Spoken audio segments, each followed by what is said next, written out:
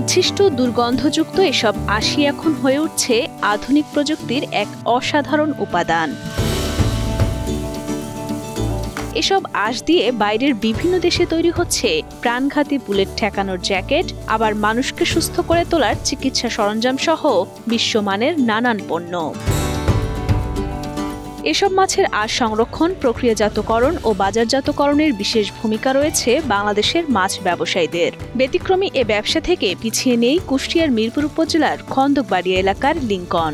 বাজার থেকে মাছের আঁশ সংগ্রহ করে তা বিক্রি করে বেশ লাভবান তিনি। এখানে কিছু মাছের আঁশ আমি এগুলা সংগ্রহ করছি, যেগুলো আমরা আগে এই কানালে কিংবা নর্দমায় যেখানে হোক আমরা ফেলাই দিতাম, তাতে পরিবেশের ক্ষতি হতো, গন্ধ ছড়াইতো। তারপরে এখন আমাদের দিশা অফিসের থেকে কিছু ট্রেনিং দিয়েছে যে এগুলা বাজারজাত করলে পারে কিছু পয়সা কিংবা টাকা উপার্জন করা যায়। লিংকন জানান, আগে যে বর্জ্য ফেলে দেওয়া হতো এখন তা হয়ে উঠেছে তার বাড়তি আয়ের প্রধান উৎস।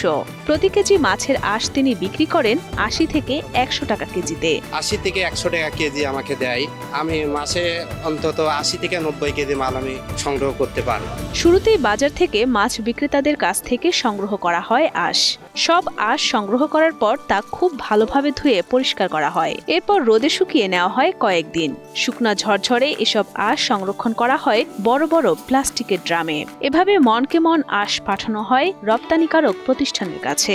আগে মাছ কাটার পরে যে আঁশগুলা হয় সাইডে রেখে দিয়ে খড় পাকনা যেগুলা নাড়ি ভুড়ি আছে ওগুলা ফেলাই দিয়ে খালি আঁশগুলা আমরা কিছু পাত্রের মধ্যে রেখে আমরা ধুয়ে প্রসেস করে আমাদের চাতাল আছে, এই চাতালে আমরা দিয়ে শুকাই। শুকানোর পরে একদম পরিপূর্ণ শুকনো হয়ে যায়, তখন আমরা সেগুলা ডামে জাত করি। জাত করার পরে আমাদের কিছু পাইকারি আছে, তারা আসি তারা সেগুলা কিনে নিয়ে যায়। একটি উন্নয়ন সংস্থা ও স্থানীয় এনজিওর কারিগরি সহযোগিতায় মাছের আঁশ সংগ্রহ ও প্রক্রিয়াজাতের প্রশিক্ষণ নিয়ে সফল হয়েছেন লিংকন সহ এলাকার অনেকেই। ফলে একদিকে যেমন নতুন আয়ের পথ তৈরি হয়েছে, অন্যদিকে বর্জ্য পদার্থ থেকেও গড়ে উঠেছে সম্ভাবনাময় শিল্প।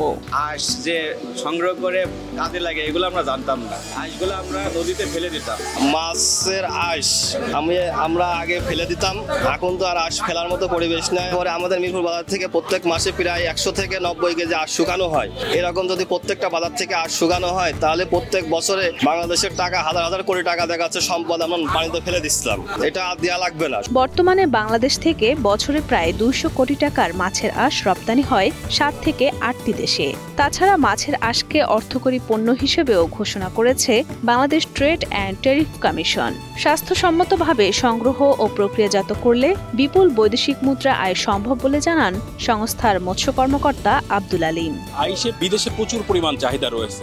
এই আইসটিকে মেইনলি হচ্ছে কোলাজেন, জিলেটিন এবং ওষুধ সামগ্রী, প্রসাধনী সামগ্রী সহ বিভিন্ন ধরনের জিনিসের থেকে তৈরি করা হচ্ছে, যেটা প্রসেসিং এর মাধ্যমে। তো এই যে বিশাল ডিমান্ড রয়েছে বহির্বিশ্বে আইসের, এই ডিমান্ড যদি আমরা বাংলাদেশ থেকে যদি পূরণ করতে পারি তাহলে আমাদের প্রচুর পরিমাণ একটা আমাদের রপ্তানি পণ্য সাথে সাথে একটা বৈদেশিক মুদ্রা আসবে, সাথে সাথে এর সাথে কানেক্টেড যে লোকগুলো তাদের কর্মসংস্থানও তৈরি হবে, তাদের জীবন জীবিকাও ভালো তৈরি হবে। পাশাপাশি এই যে ডাচ ছিল আগে এই জিনিসটা, এটা যে আমরা ফেলে দিতাম, এখানে যে পরিবেশের সুরক্ষা যে বিনষ্ট হতো সেটাও সে পরিবেশের সুরক্ষাটাও সমতা রাখবে।